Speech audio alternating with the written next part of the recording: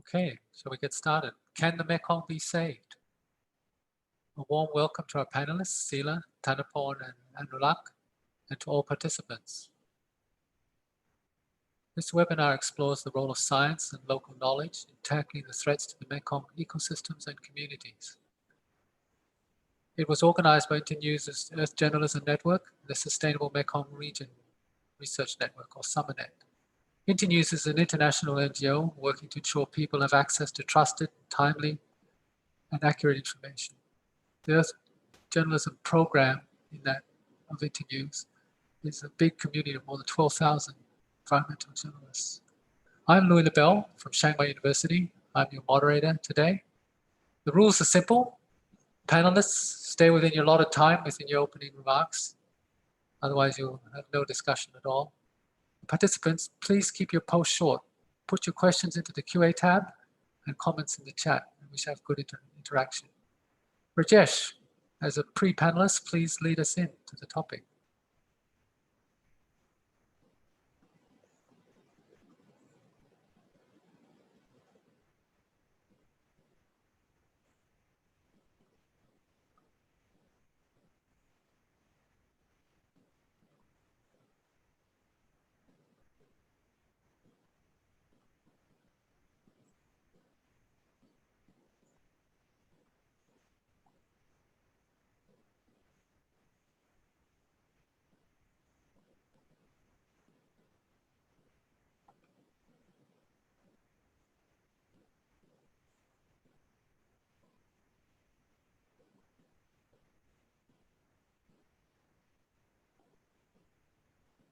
Okay, we're waiting for Rajesh to get us started.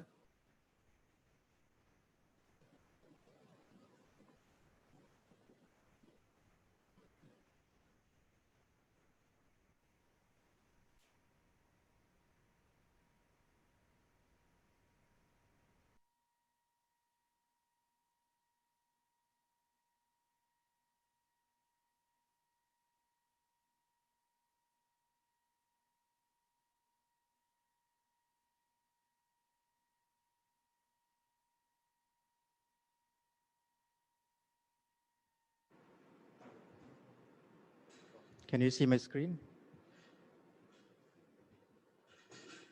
Okay. Thank you, everyone. Welcome to the webinar. My name is Rajesh. I'm with SUMERNET and Stockholm Environment Institute Asia, and I'm communications coordinator. I just have a very quick 2 slides. One is to introduce SUMERNET, because a lot of you may not be familiar with what SUMERNET is, and a quick briefing on what the background to this webinar is. SUMERNET, who we are.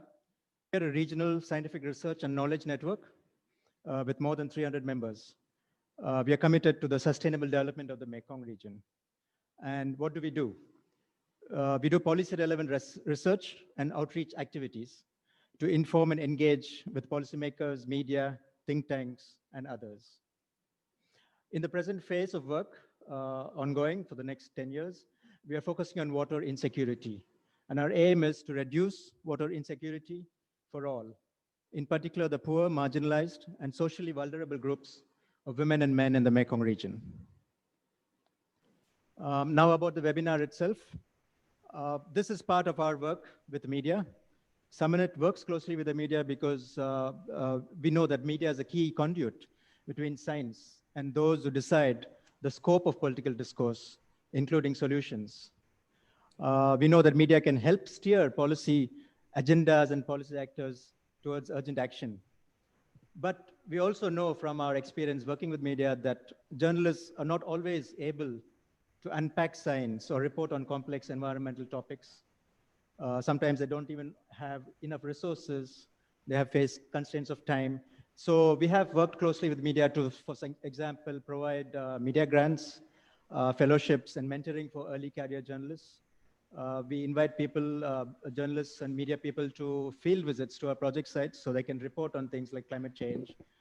And we also do science media workshops like this one, like this ongoing webinar. So this webinar is part of our efforts to bring science and media together, especially. And we have 3 aims.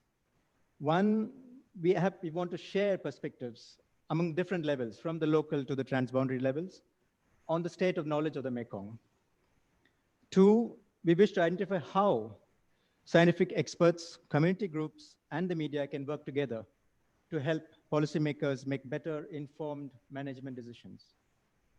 And lastly, we want to explore the changes needed to safeguard the health of the Mekong ecosystems and the local communities who depend on these ecosystems. Thank you, We hope Rajesh. this helps in our efforts for the ecological recovery of the Mekong. I look forward to an engaging and useful webinar. Thank you very much to all of you who have taken the time to participate. Over to you, Louis. Thank you very much, Rajesh, for getting us started. Can the Mekong be saved by local communities? Please welcome our first panelist, Seila, Project Manager and Coordinator of the Wonders of the Mekong Project, Cambodia. Go ahead, Seila. Okay. Good afternoon, everyone. My name is Seila from Wonder the Mekong Order Project. Today, I would like to present you about the webinar, Can the Mekong be saved? And just before starting, I just introduced about the Wonder of the Mekong Project. It's the project funded by the USAID and partnership with the University of Nevada, Reno, and also the Inland Fishery Research and Development Institute of the Fishery and Research in Cambodia and other partners. And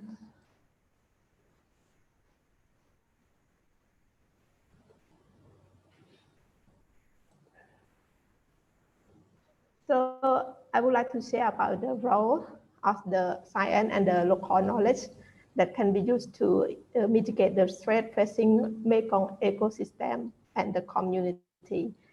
And they both are very important because it can be improve understanding, management, and appreciation of the functional healthy Mekong River through fishery or biodiversity research.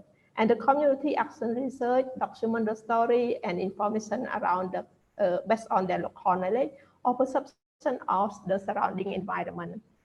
And the local knowledge might be shifted based on the environmental change. However, the contribution to the local capacity building among the villagers, for example, the participatory action learning, and the result have been shared and then discussed among the management plan. For example, the Thanapon action research, Taiwan research, or Vietnam action research in the Mekong data. And some of the local researchers from the commune, they become the recognition and the respect from other people or become the local authority or local expert in fish or herb or bird in that area. About the Mekong, so based on the scientific research and also the commune knowledge, so Mekong is very important. It's the they have the largest inland fishery. They have the high diversity, especially the more than 800 fish species, and also the up to 300 kilograms of the giant fish. And they feed to many people in the Mekong area. So the Mekong in Cambodia is the last refuge for the endangered wildlife. It is the life support system for community in the past and also in the present throughout Cambodia. So how to save Mekong? The connectivity is the critical for the migratory fish species to access the critical habitat for the successful reproduction and the feeding. So you can see this is the Mekong River flows through Cambodia, and they have the in Cambodia we have the Mekong, the Lesam, and also the three river that have the diversity ecosystem and productive. So to have the migratory fish alive or giant fish alive, we need to maintain of the healthy and connected habitat. And this is the giant catfish. This is the endangered migratory fish species, and each species have their own story, their own belief. People believe in the mega fish. And for example, the giant fish, based on the research, is the large freshwater fish in the world. And the giant barb is the national Cambodian fish. And it can be bring bad luck if you kill that some kind of the fish. So based on the research that just published recently, the mega fish of the Mekong River Basin are now extremely rare and highly endangered due to the illegal fishing activity, habitat degradation, and block migration. And we need to have more research on that, because more data is still don't have, maybe due to the economic value of the kind of the mega fish, and also people don't want to report their catch to the researcher. That's why the Wonder on the Mekong project try to promote the scientific research through support students and also the postdoc researcher and also the freelance researcher to start to document about the natural resource and the biodiversity. So we work with the different universities in Phnom Penh and also in the US, in other countries, to start to research about the biodiversity.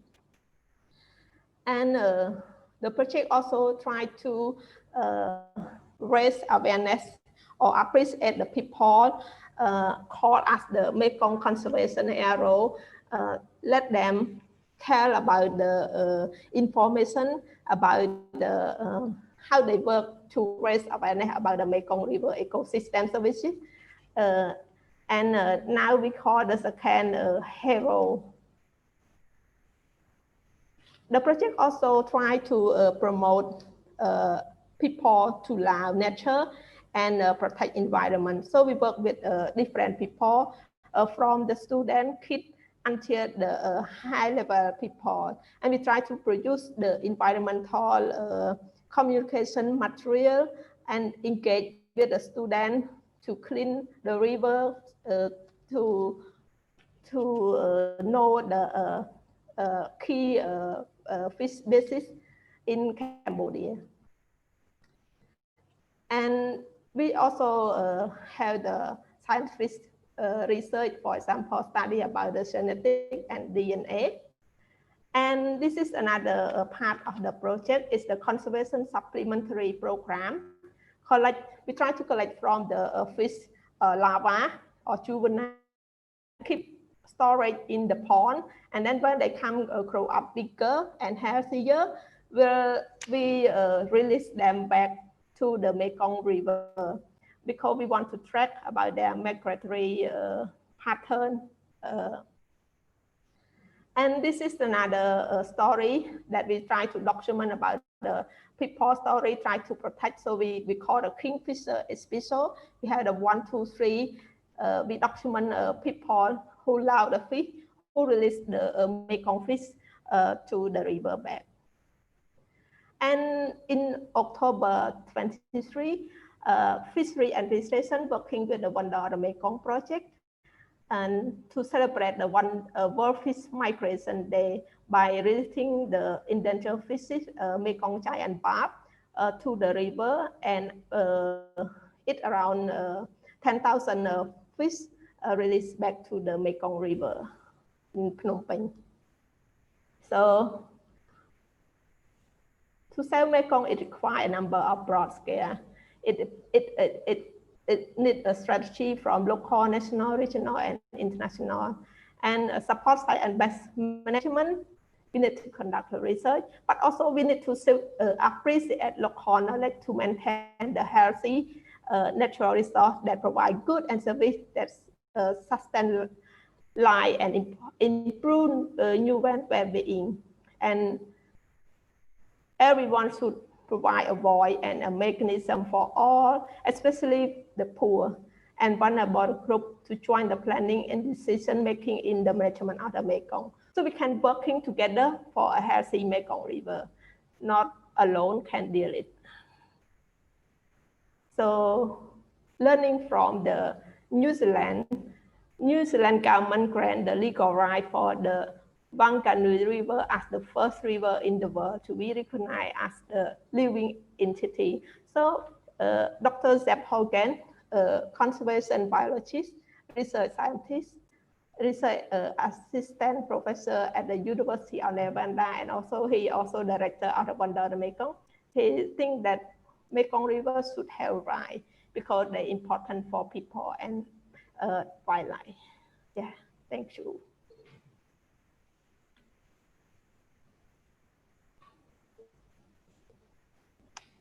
Thank you, Seila. I have one question. I can't get my camera to go up, but anyway. And thank you, Seila, for your description of the Mekong Wonders Project and the many scales and strategy work. But I have just one question for you.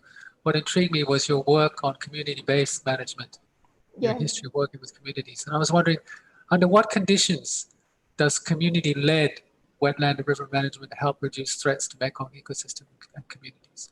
Not just communities on the side helping a little bit here and there, but when they really take the lead, under what conditions can they do so and be effective? Yeah, based on the experience that I work with the Salapum research project in the community-based action research. So they try to document their story about the fish herb for medicine, and later on they document the story.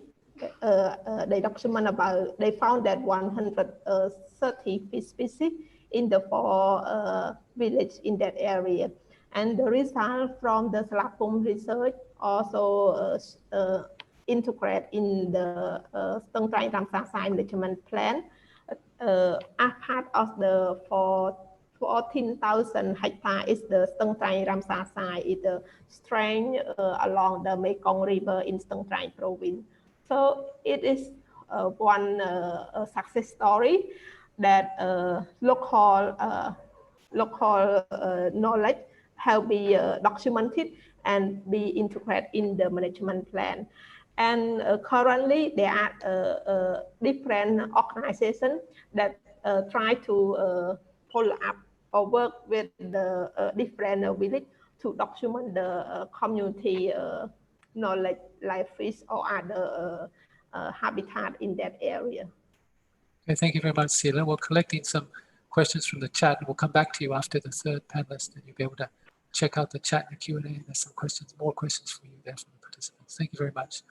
Now I'd like to turn to, can the Mekong be saved by an international river basin organization? Sorry, our second speaker. Can the Mekong be saved by more scientific research, I should say? Our second speaker is Dr. Thanapon Piman, a senior research fellow at the Stockholm Environment Institute for Southeast Asia, SCI in Asia. Please, Dr. Thanapon, the floor is yours. So, hello everyone. Thank you very much, Luis. So, this is my great pleasure to be a part of the people who want to save the Mekong. Wait a minute, I try to share my slide.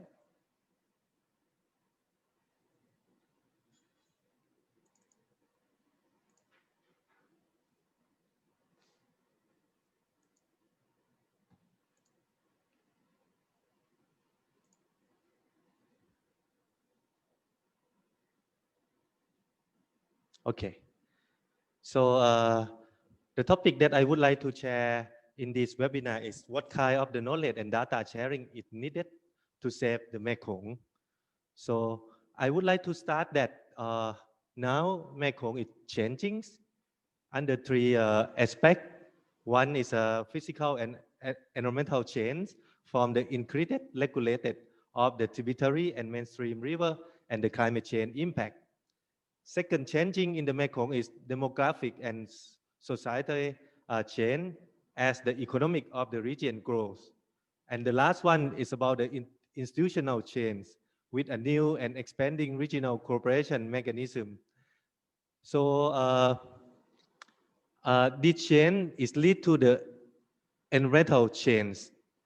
The key environmental chain in the Mekong Basin now that we can observe from the monitoring station, from the people who live and depend on the Mekong River.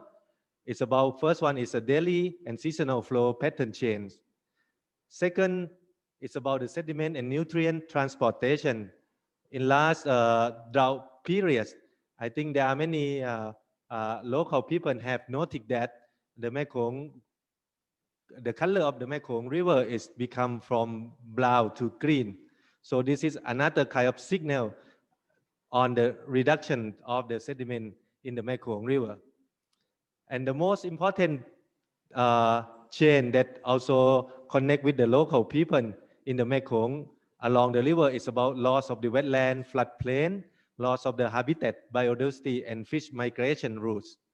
So these chains are the main cause that make the people don't feel that Mekong is safe anymore.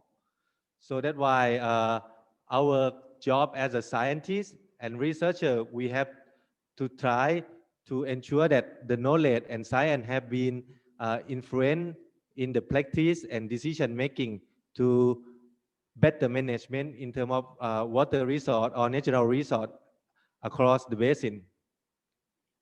So let me take you back in last 10 years when is the development happening in the basin, particularly large water resort development. So in this slide show that we try to use the most knowledge and information to assess the strategic environmental assessment of hydropower on the mainstream. In 2010, there was no mainstream hydropower in the Mekong River yet. From that, we also try to do the basin-wide assessment scenario to look at different scenarios across the Mekong and to try to provide the strategic direction for the Mekong water resource management and development. And of course, as you know now, there's already through hydropower project on the mainstream installed in the system. And at that time in 2011, many knowledge and science also have been used to provide recommendation to the Chayaburi hydropower projects to ensure that the projects are sustainable and to make sure that projects also follow the guideline as the regional platform. Recently, there are also a big study called the COSIL study that try to look at the sustainable management and development of Mekong Basin, including impact of mainstream hydropower projects. So this study take quite a lot of time, 3 to 4 years to complete the study by gathering a lot of information, knowledge and science to come to the policy recommendation and to develop a basin development strategy. So this is just show you how the knowledge and science are used in the regional planning. Moreover, of course, at the ground level, there are many also research activity like SUMERNET or other research platform that try to help the local community to address the issue and also to adapt from the changing of the Mekong. So I come back to the importance of the knowledge and science for the river basin planning. First, they will improve the understanding. And second is they will raise public awareness. So this is the main contribution of the science and knowledge in the part that I have seen from my experience when I worked in the Mekong Basin for almost 15 years. But however, our ultimate goal of using the science is to have a better natural or resource management or improve decision making and practice. So these two important are still questioning how much the science have impact in these two areas. So at the end, I would like to highlight what are the information and knowledge needs right now to save the Mekong. First, in last 10 years, I think we try a lot to get the flow monitoring data from the upper Mekong or from the Lan Chang River. I think last week we have very good news that China have agreed to share the data to the lower Mekong country for year rounds. So this is another success in terms of data sharing. But of course, sharing data across the country is quite challenging and it takes time. So the list that I show here in the presentation, including the daily release flow from the Lax Dam, daily flow monitoring in the upper Mekong and main tributary are still the gap. As I mentioned to you now, the Mekong is changing from the natural flow to the regulation flow. If we don't know the regulation flow, then it's very hard to manage flow downstream. And moreover, the current system, they are not well functioned yet in terms of drought and flow fluctuation along the Mekong River. And also we now see a lot of kind of negative impact from the current development, from the local people. But however, the impact is not reported in the systematic yet. So to have a big impact, so we need to strengthen in terms of reporting about social, environmental, and economic impacts. And at the end, when we talk about decision making, it's not only the water. The decision making is sometimes beyond the water, like energy sector, like economic sector. So that's why, or the financial sector. So this information also important that we need to know how the power of decision is applied in the developing large project in the basin. So that is all my presentation. Thank you very much.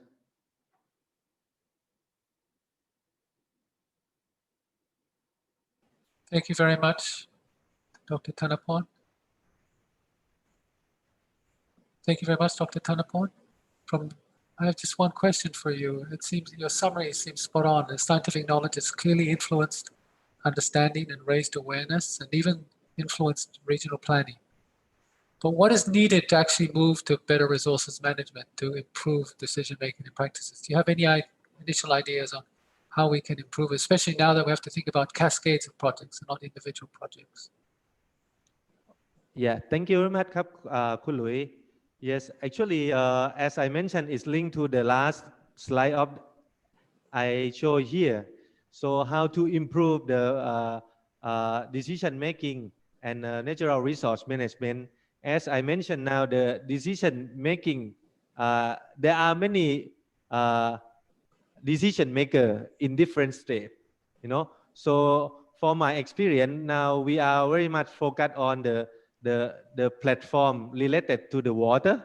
So my opinion is we need to use science beyond the water to influence other decision maker outside the water sphere, like financial mechanism, energy sector, So and also maybe try to also use the knowledge and data to strengthen environmental sector that are way behind the scene or consider at the end of the pie. Thank you. Okay, thank you very much, Dr. Thanapon. Can the Mekong be saved by an international river basin organization? Our third speaker is Dr. Anoulak Kittikhoun, Chief Strategy and Partnership Officer at the Mekong River Commission. I'd like to hand over to Dr. Anoulak, please. We look forward very much to hearing what you have to say. Thank you, Dr. Luis, and thanks again, I think, SEI for the invitation to join this session. It's good to be among friends. Dr. Thanapon, I think Dr. Chayanis is also there, Dr. Chenjira, all MRC alumni, and of course, to engage with local stakeholders and researchers. So can you put up my slide?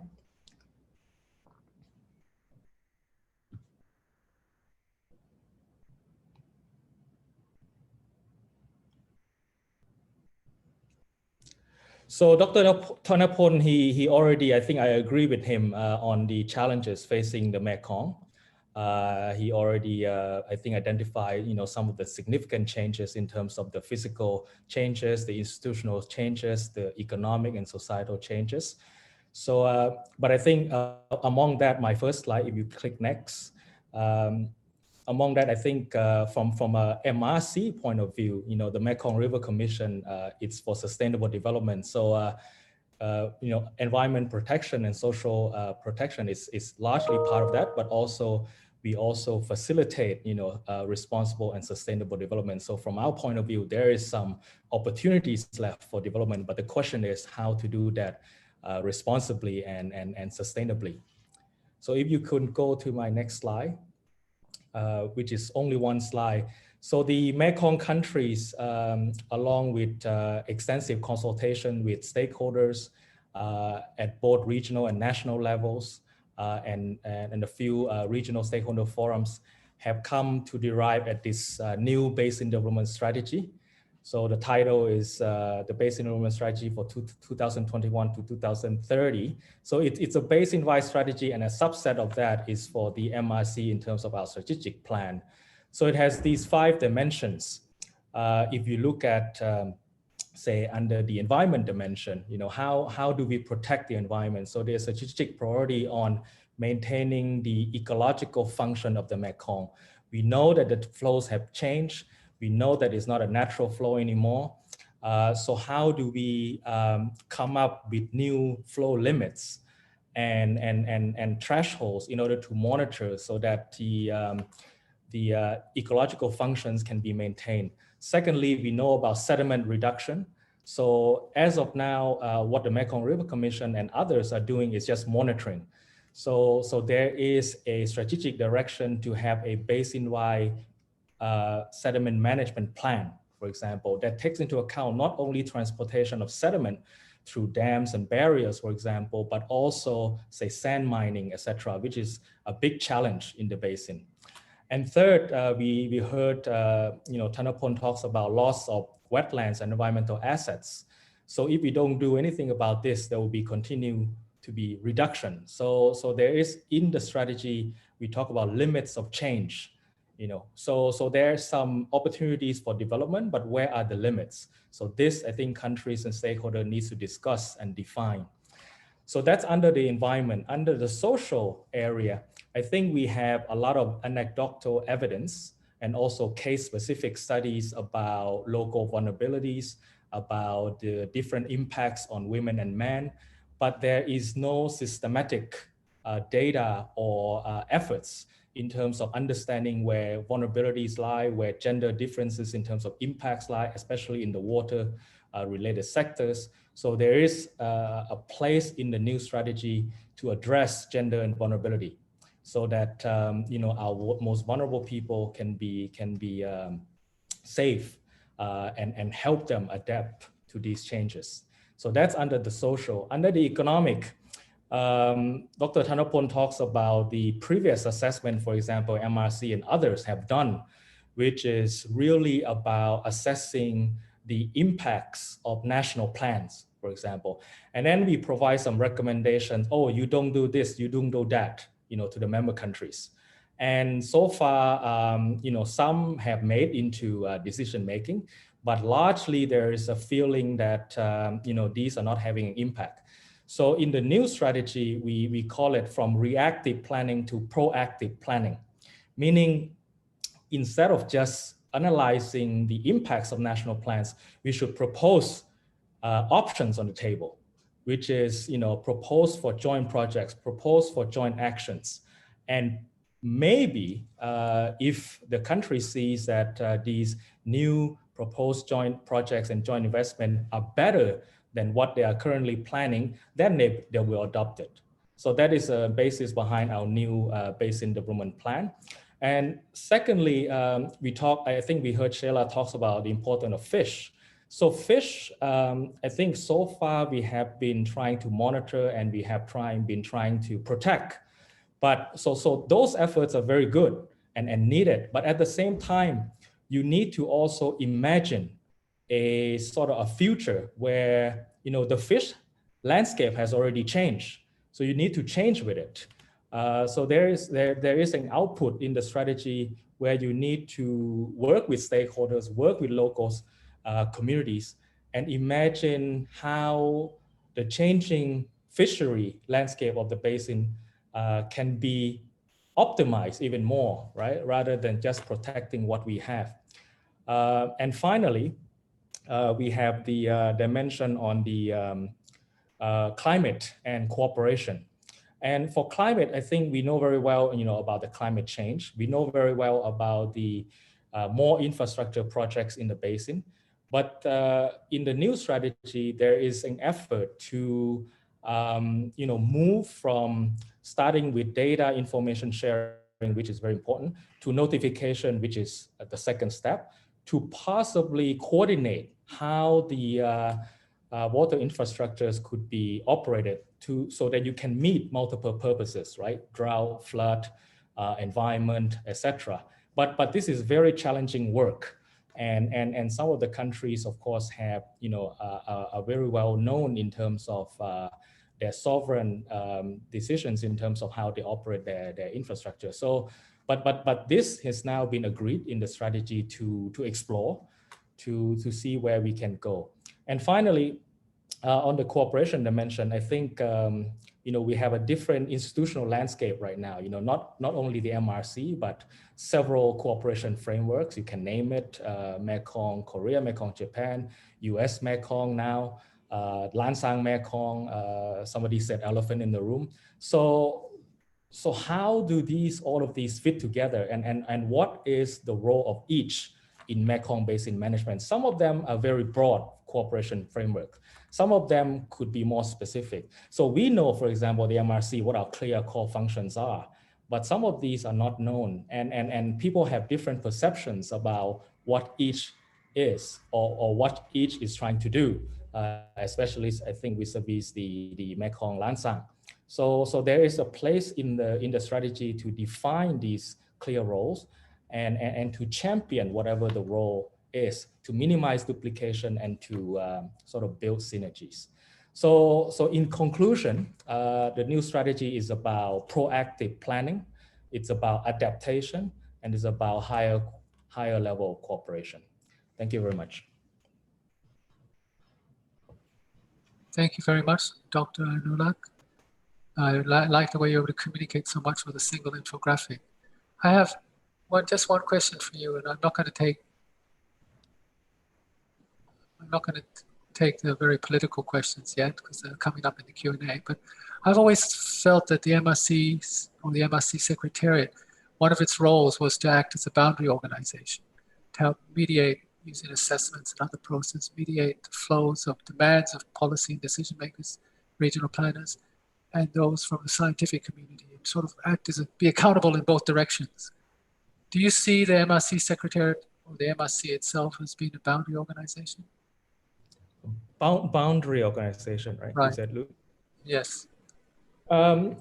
Yeah, I mean, the Mekong River Commission is an intergovernmental organization, right? It has a very clear governance structure.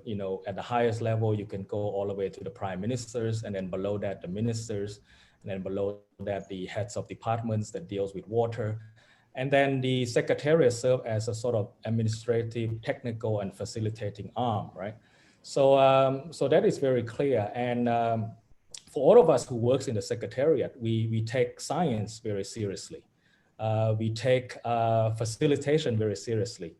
But we are not sort of a body that listens to one particular voice, right? So in that mediation or facilitation efforts, we look at the science, we tell the member countries based on our objective research, this is what it should be like.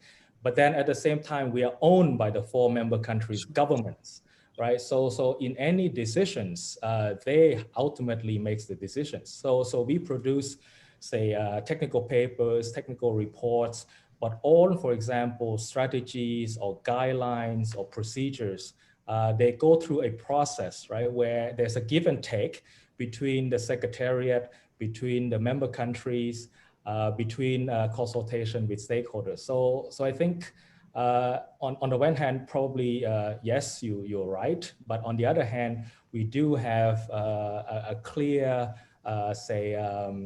boundary or limits in terms of our role.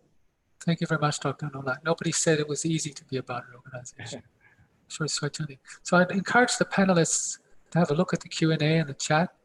And also feel free to, I'm going to open the opportunity for the panelists to respond to whatever questions they like. But we need the participants to pose some more tough questions for them. So I'm going to help summarize one of the clusters, but I'm sure there's many more, and any panelist can answer. You don't have to answer each question, but I'll get you started. Looking at the questions I get from the floor and from the comments made by the panelists, I think one of the really big questions is the problem really about a lack of knowledge? Or does it have more to do with the way decisions are made about large-scale water infrastructure? Is the problem really about lack of knowledge? Or does it, that we have these threats to ecosystems and livelihoods and they're difficult to address? Is the problem really about lack of knowledge, or does it have more to do with the way decisions are made about large-scale water infrastructure? Would anybody like to have a, I'll paste this into the text, into the Q&A.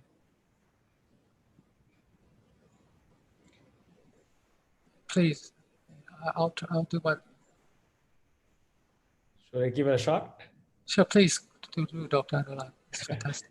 Thank you, Dr. Louis. I'm sure my colleagues have a view on this, but I think personally,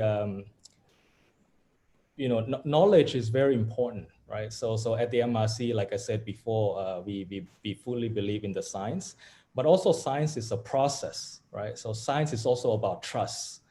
So the creation and use of knowledge is a process, right? So far, a lot of the science that has been produced are sort of supply driven, right? Meaning either researchers or particular groups, or even the Mekong River Commission Secretariat itself produce science for what we think is important, right? And of course, then we go through consultations, we go through some sort of promotion of that science, but it gets so far, right? So I think we can learn from that and say that maybe science should be more demand driven. So who are you trying to influence? So I'm not talking anything new here. So if you're trying to influence energy policymakers, did you consult them? Did you work with them? Did you take them out to lunch? Enough. So say what are they looking for in terms of supporting their decision, their planning, etc. And then work on the basis of that. But of course, then you have to consult with different voices and making sure that, okay, I'm trying to meet that objective, but in a way that is also maybe palatable for other stakeholders that also find the consequence of these decisions very important. So I think some of the science that have been produced so far, could be better produced in terms of gaining that trust, getting a legitimate process from own angles, right? So I think that would be my 2 cents. That's a really clear answer on the side of technical science and technical knowledge. I don't know, Seila, if you have any comment on from the perspective of local knowledge. I mean, is it the same constraints which apply? This is not about the role of the MRC. This is what do you think, Seila? Or Thanapon, if you have any comment on this question. Please, Seila. You need to unmute. Yeah. Excuse me, can you repeat the question again? Because okay, put it in the box. Write down the, Is it the reason we're having this is a real problem that we don't have enough knowledge? We need more knowledge, or is it more about the way decisions are made about large-scale water infrastructure? Is the problem lack of knowledge, or is the problem more to do with decision making, or as if you like to build on what Dr. Anoulak said, is it about the fact that a lot of knowledge is being supply driven rather than demand driven, as he sees as one of the limitations? So local knowledge. Hello? Yes, Yeah. please. Can I? I think, yes, please. Go ahead, Thanapon. I come back to you, Seila, when you're ready, if that's the question. Okay, good. So Yeah, maybe to supplement Dr. Anoulak comments. So I would say that the knowledge of the Mekong in last 10 years is increased a lot. We know a lot of things, link between the physical, biology, social, and economic. In the last 10 years, these are still the main gap. But most of the knowledge gap have been filled since the last 10 years. So I would say that now it's a problem on the decision making. We may need to be more focused on how to use the science to influence the decision maker in different sphere. As Dr. Anoulak said, it's going to be we have to work more to use science to influence the energy, and also maybe not only the energy. As we look at the process of large-scale development, right? They need to take into account also the financial mechanism like bank, how bank also respond on this kind of implication, how the science or evidence is used in terms of financial decision making. So that is also what I would like to suggest. What about Dr. Anoulak's point about being a bit more demand-driven rather than supply-driven? Do you have any comment on that, Dr. Thanapon? Again, please, Dr. Louis. Dr. Anoulak was pointing out that science and a lot of the assessment process and science process have been rather science-driven, research-driven, rather than demand-driven by the country governments, maybe more focused on economic development, for example. Do you think that is a reason why too? Yes. Okay. Miss Seila, do you have any comments on this question? Thank you very much, Dr. Thanapon. Yes, I agree that the knowledge is very important, both the scientific knowledge, data, and also the local knowledge. Because like Dr. Thanapon mentioned before, the story or the data or the information of the Mekong right now, there are many research about the Mekong issue. The information out of Mekong have been heard not only in the regional but also in the international, and we need to use that data to apply in the decision making. It's very important. We have data, but if we don't use the data to make the good proper plan and use it for the making decision, so it's nonsense. Even though we have the good data, good information, we need to have the people, especially the decision maker, to use the data. We need to have the platform to share how can they use the information and data.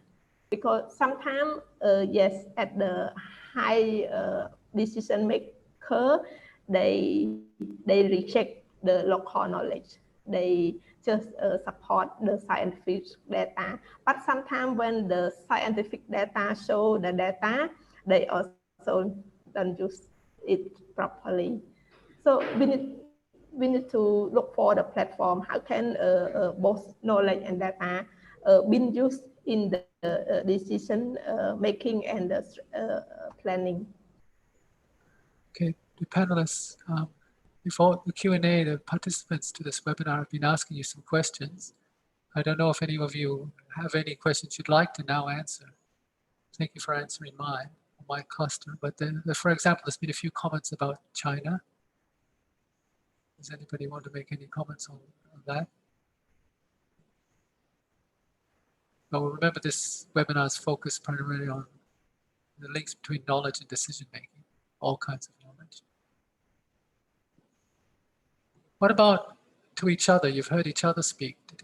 Does anything that Dr. Anoulak said trigger anything in your case, Seila, make you wonder about how you link work by CSOs with international intergovernmental bodies, with research groups?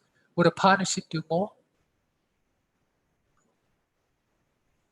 Anybody would like to pick up one of the questions from the participants or consider what other panelists have said, comment?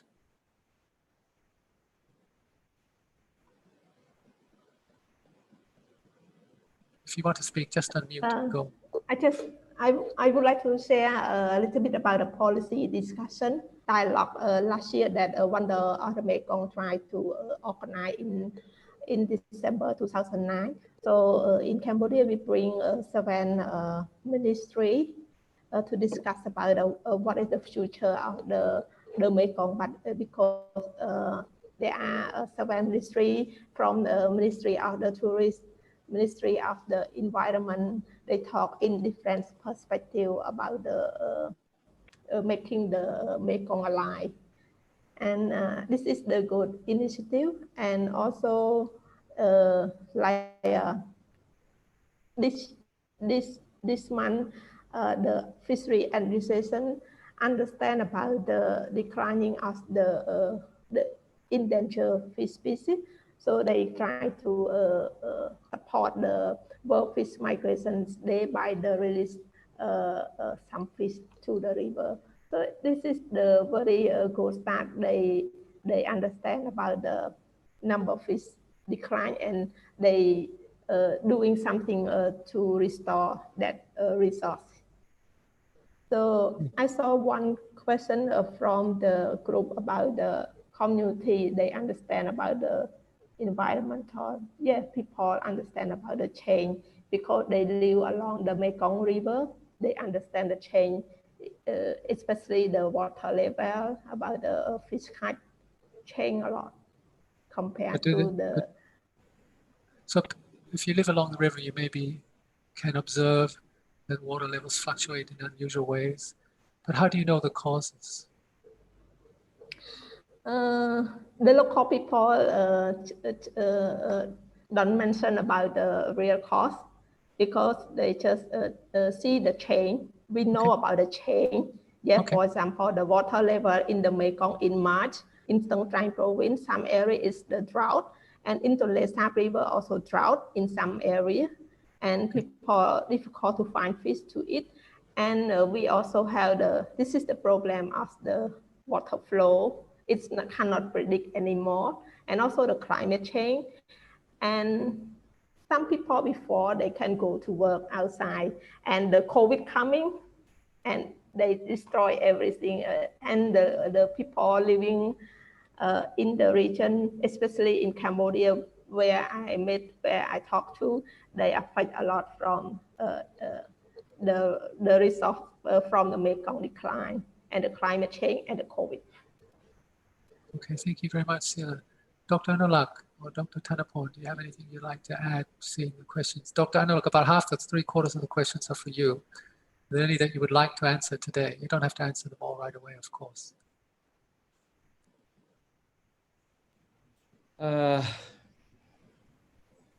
I try to flip through, Luis. Which particular one would you like me to answer? I'd like you to answer ones that are related to knowledge.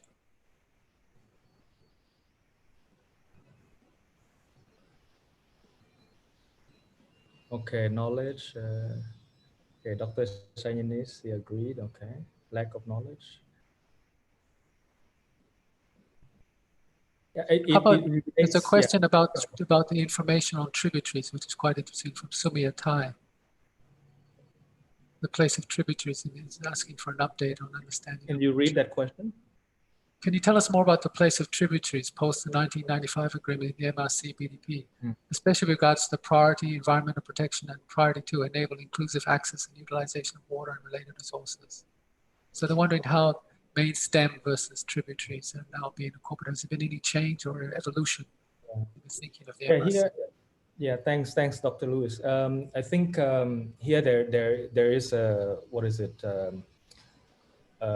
Both a limitation and an opportunity. I think one limitation is that the 1995 agreement, in terms of, say, development or implementation of procedures for managing of the basin, they don't include tributaries, right? So, for example, if a country wants to do a large-scale project on the tributaries, they do not have to pass through the MRC prior consultation process, for example. But for the mainstream, they have to. So that's limitation. But the opportunity is that for the mandate of the MRC in terms of river basin monitoring and assessment and planning covers the whole basin, right? So when we do assessment and monitoring, we have stations, of course, in cooperation with member countries, to get data information from tributaries. They are fed into the assessment process, and then we are proposed recommendations, right? But again, the guidelines and strategies at the national level, which now I would say the tributaries level, are still voluntary in terms of implementation. So there is a limit there.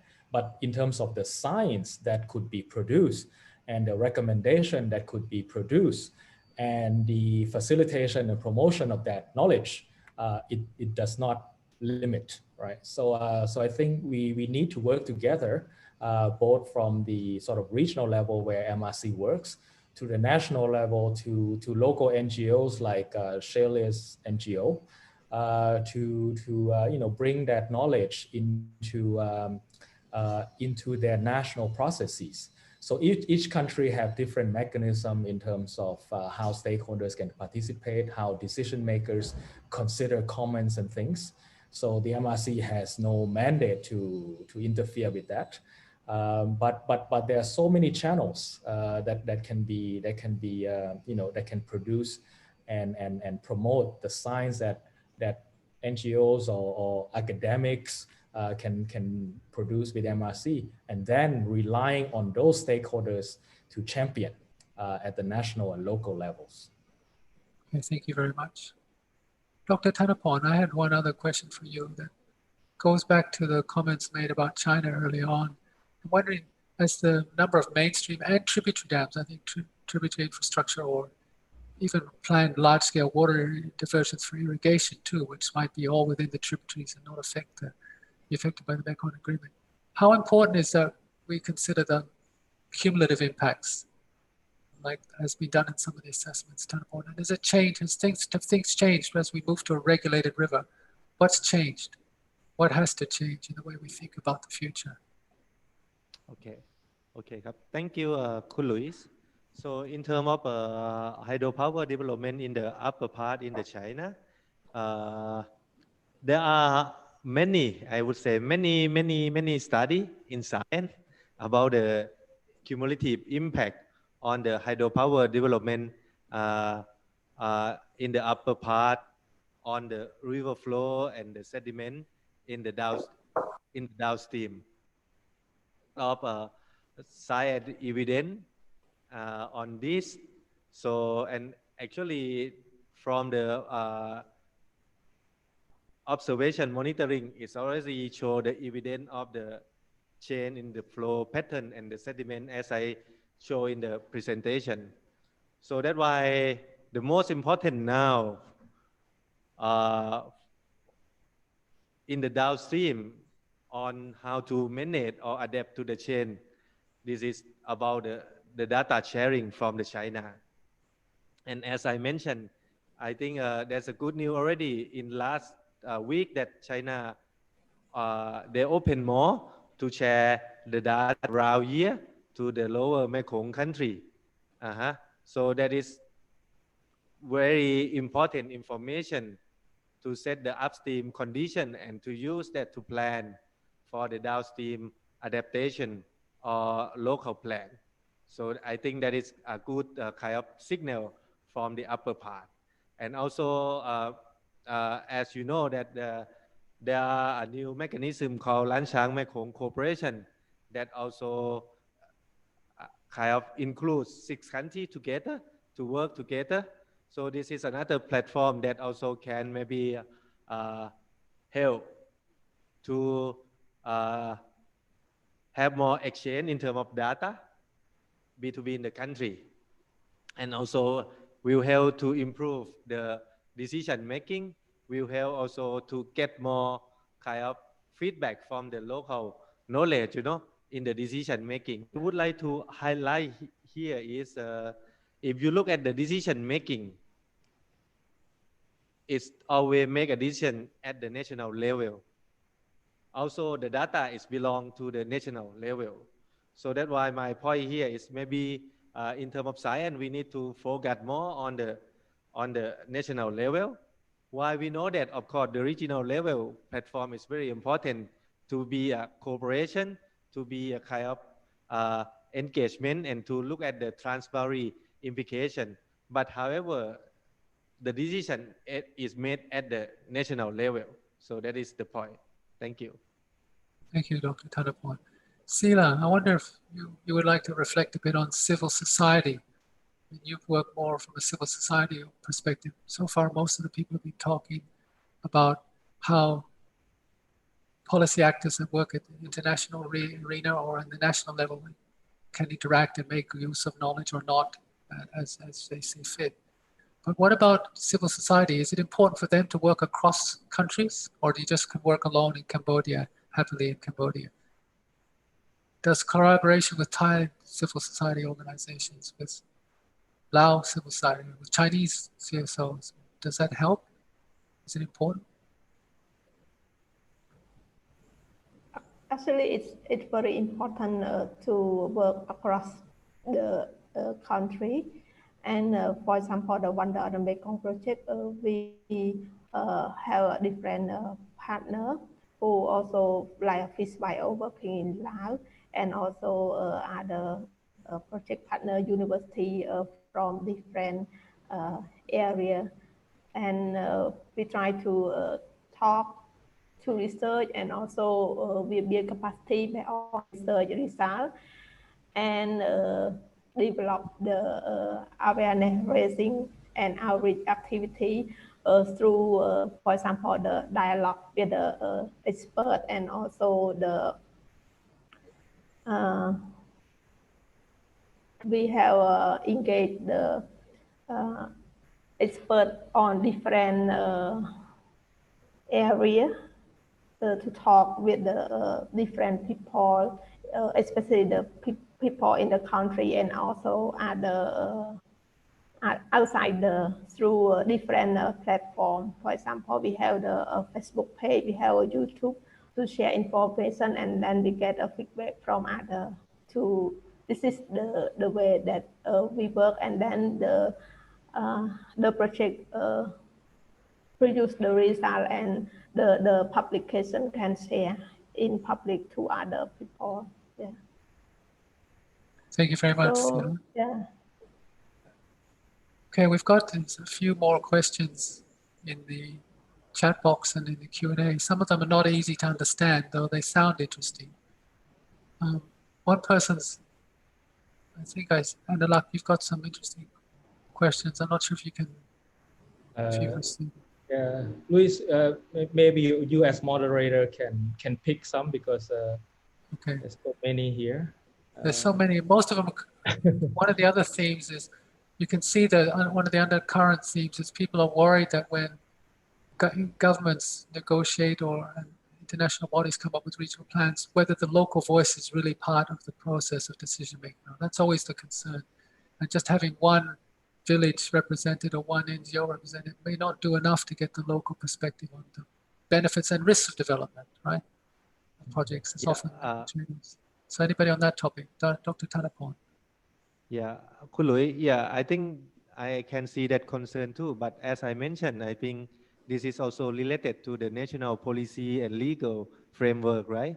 So that's why we need to ensure that at the national level, the environmental policy, social policy need to be further strengthened to ensure that the local voice are integrated into the planning process or decision-making process. I mean, if the national policy and legal framework on these aspects are still weak and have still many gaps, and of course, it's going to link to the regional platform that they cannot, they don't have mandate to address that kind of issue. So that's why I would say that we need to focus at the national level on the social and environmental framework, legal framework. Without disagreeing with you fully, Thanapon, I keep thinking, what is the status of democracy in the 6 countries we're talking about, right? I mean, it's hardly, all the countries are basically partial democracies, and that's the model they have, and that's the reality. And in partial democracies, some of the states are quite paternalistic and speak as if they're trying to take care of their people, and they may do so most of the time, but the idea of participation and consultation is not the biggest norm at all. In fact, for some countries, being overly active as a CSO or an environmentalist gets you killed. And same for journalists. So it's not the easiest situation. Now we can talk about an ideal world, but the real world for the last 20 or 30 years I've been in the region has been, what can we do in the absence of, we're dealing with partial democracies. There's some progress and some interesting changes, but it's hardly complete. So we're not going to get the ideal framework, I don't think. Yeah. So that's why I think this is a role of science that we have to bridging between the local and decision making. So that is, I saw the big role of the science to connect these things together, because in the decision making, they need the evidence or science. But however, science also can take up the knowledge from the local and try to take it into the decision making. Yes. Okay. I mean, it sounds like you're talking about scientists rather than science in general. Dr. Thanapon would like to do these things, and he should do them. Excellent. Please, Dr. Anoulak, I think you're about to say something. Yeah, thanks, Dr. Lewis. Yeah, I agree with Dr. Thanapon. There's efforts to strengthen that decision-making process in each country, recognizing the constraints that you all talk about. So the governance question is an important one, but something that cannot be solved overnight. At the same time, I think at the regional level, from the MRC point of view, at least, we're trying to do two things in the new strategy. One is, there are a number of forums, citizen forums, Mekong stakeholders organized by different NGOs, by academic communities, by development partners, etc. So we are wondering, for example, how the outcomes of these kind of processes come together and fed into decision-making process. So each of them are having, their own objectives. Some of them align to what the MRC is doing. So we are trying, I think, in the next few years to understand a little bit better and possibly to bring the outputs and to bring the important perspective that bear on the Mekong River Basin management into MRC decision-making. So that is this idea about the Mekong multi-stakeholder platform. Sometimes you get also stakeholder fatigue in terms of so many different, now we see it with webinars, right? So I've been in 10 of these already this year. But where do these go?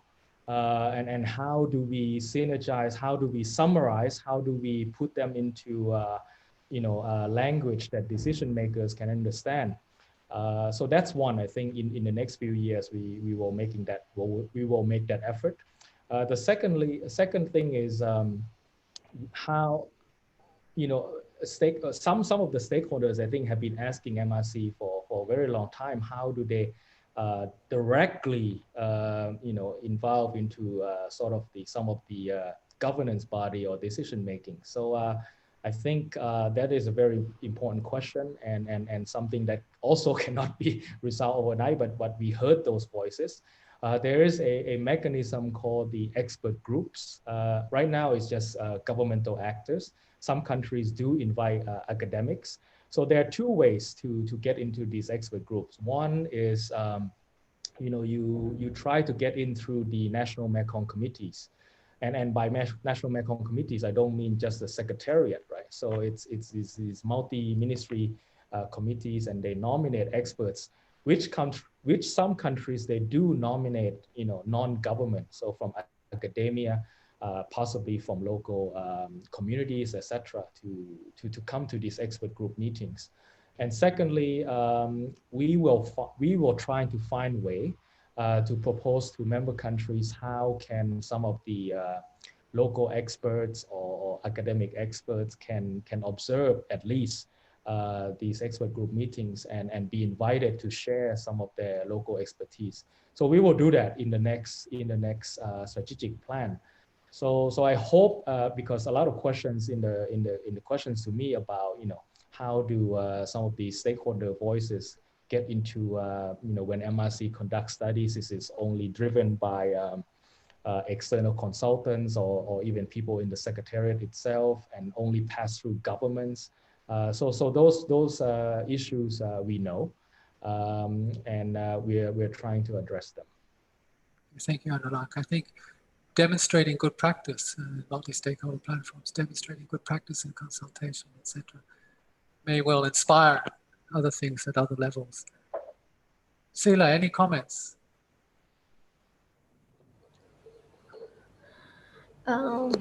Is it true in the case of Cambodia? Can you have the opportunities for CSOs to be involved in National Water Resource Committee meetings improved? Increased? Like Dr. Anoulak mentioned, and also Dr.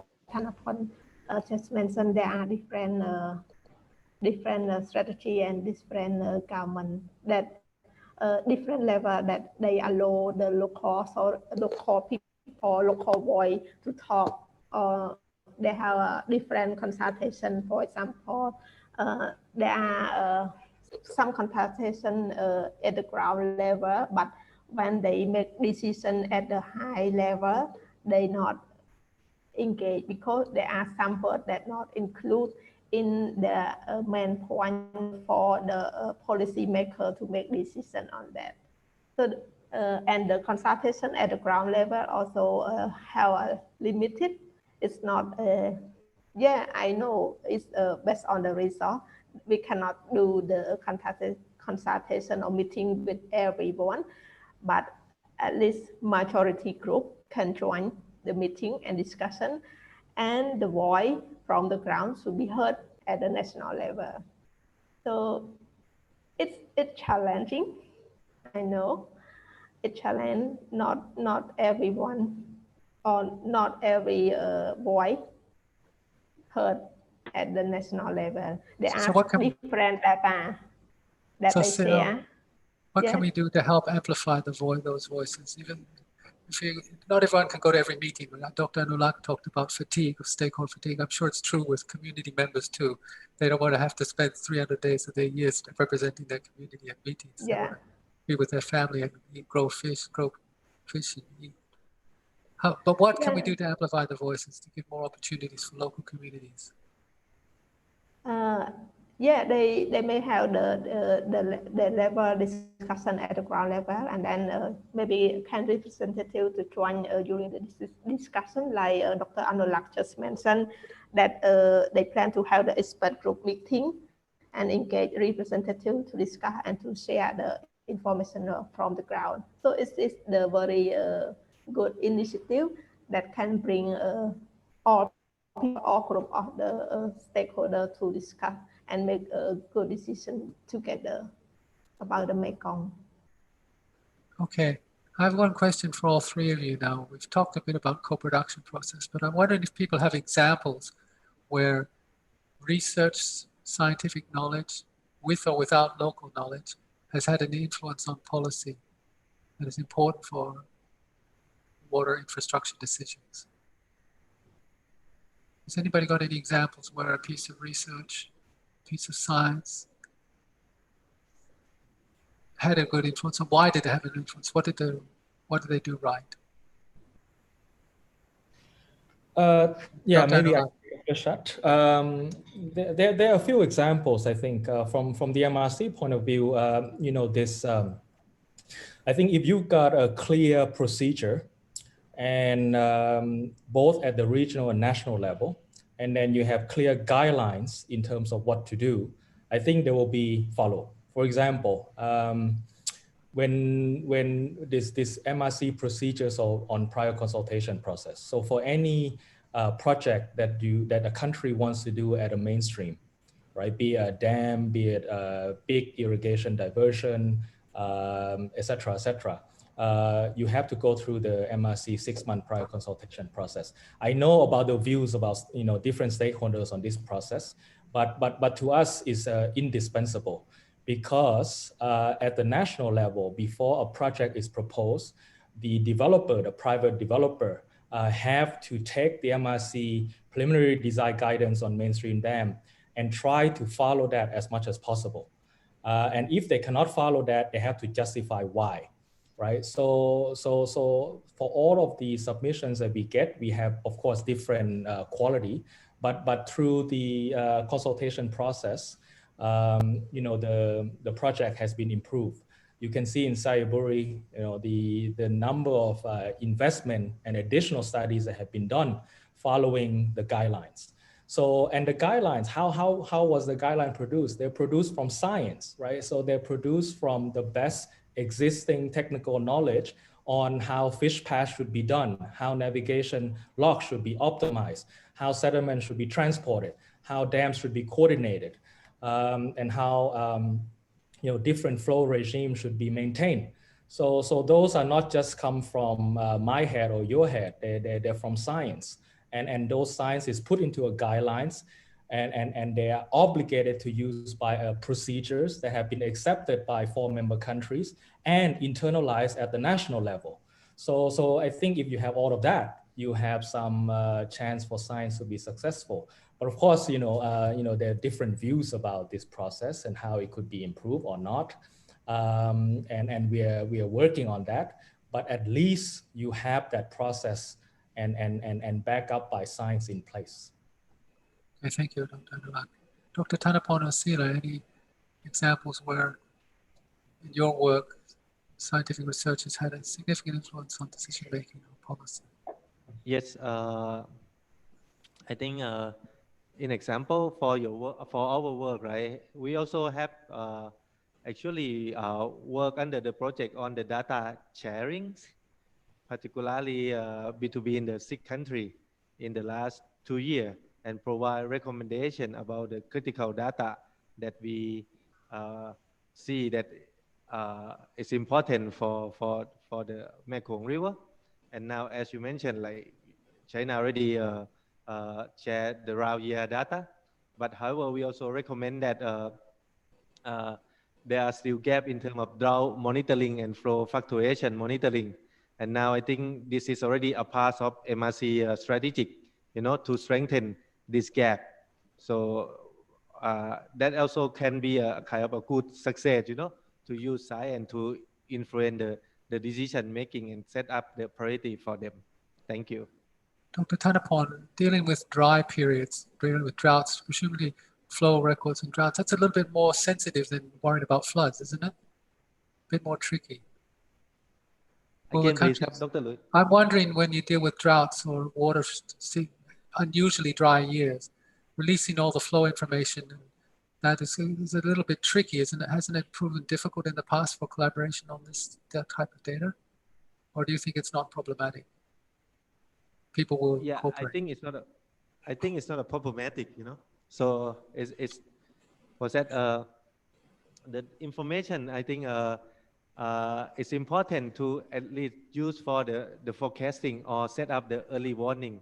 That is the main issue for the local people that I listen from the ground.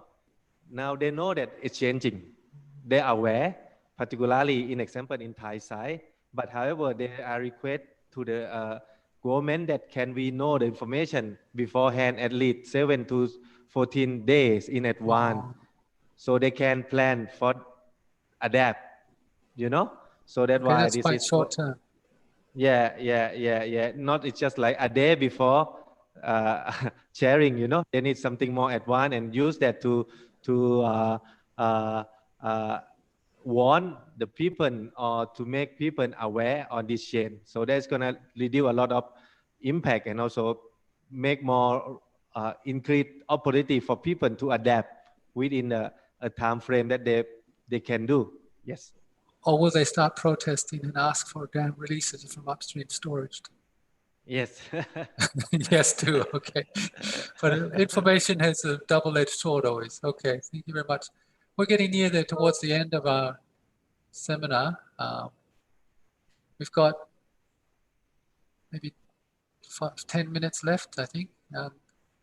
Does anybody, I'd like to give each of the panelists a chance to make their final comments. Any other observations? If you think back to our total,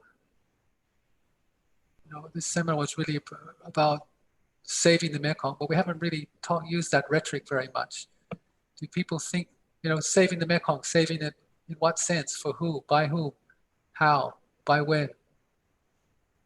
Do you have any final, but you're welcome to answer that question, or if you have any final reflections or you'd like to answer any other questions that have been asked, most of them in the chat, sorry, not in the Q&A. But I'd like to give each of the participants, the panelists, say 2 or 3 minutes. If you want to make any final messages back to us. I don't know who would like to start. Seila, you look like you might be ready to go. Some take-home messages for us. Thank you, Dr. Lui. Actually, the Wonder Mekong project not working alone.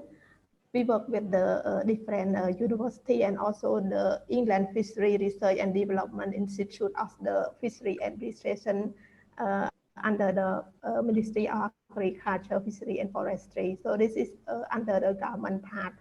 And the research heavily joined with the government. And yeah, they will use the research result to discuss with the different ministry and also discuss during talking about the dam development or something. This is that we discuss and we believe. That's why we organize different dialogue discussion, policy discussion, and also we try to build awareness and capacity building to different students and also the youth to learn to allow the Mekong biodiversity and understand about the ecosystem service that make from the Mekong River. And we need to think now about the Mekong River, not tomorrow or in the future, because we understand Mekong River and start change, have changed and changed a lot during in last few years. We see it affect to the local people livelihood, fishery, and also other resources. So we need to do it together to save the Mekong. Thank you very much. Save for all. Yeah. Thank you very much. So clearly cooperation, attention to fisheries, very important messages, and we haven't dealt with them quite as much as we could have in this webinar. It might be an idea for a future webinar to look more closely at fisheries and sediments and things like that. So thank you, Seila. I don't know, Dr. Anoulak or Dr. Thanapon, would either of you like to make your final comments? Please, Dr. Anoulak. Yes, thank you, Louis. It has been a pleasure and to listen to our seminar today. I think maybe 2 points as a way of conclusion. One is that I think each of us has a role to play. The question is, how do we help each other better, right? So NGO is trying to do what they do. Sometimes we hear about their efforts, sometimes we don't. Researchers produce science in hope of influence policy, especially think tanks or sort of research institutes for policy impact, but sometimes we don't hear about it. And we are trying to, sort of produce science in support of member countries sort of cooperation. So how do we help each other more? I think is a question that each of us need to think about. I have suggested a few things already in this seminar on how we should work together. So that's number one. Number two, I think people should, I'm not speaking just a representative of MRC, but I think, because some of the questions in the comments, of course, it may be from a devil's advocate point of view, but you need to appreciate the existence of the Mekong River Commission. If you go into, say, developing countries' basins where they have conflicts and tensions, where there's no data sharing, when they have projects going on and there's no dialogue, and there's threats of wars and conflicts, all of these things, and then you look at the MRC and the Mekong, you could appreciate, we at least the governments are coming together, at least they are sharing information, at least they're trying to talk and trying to work together.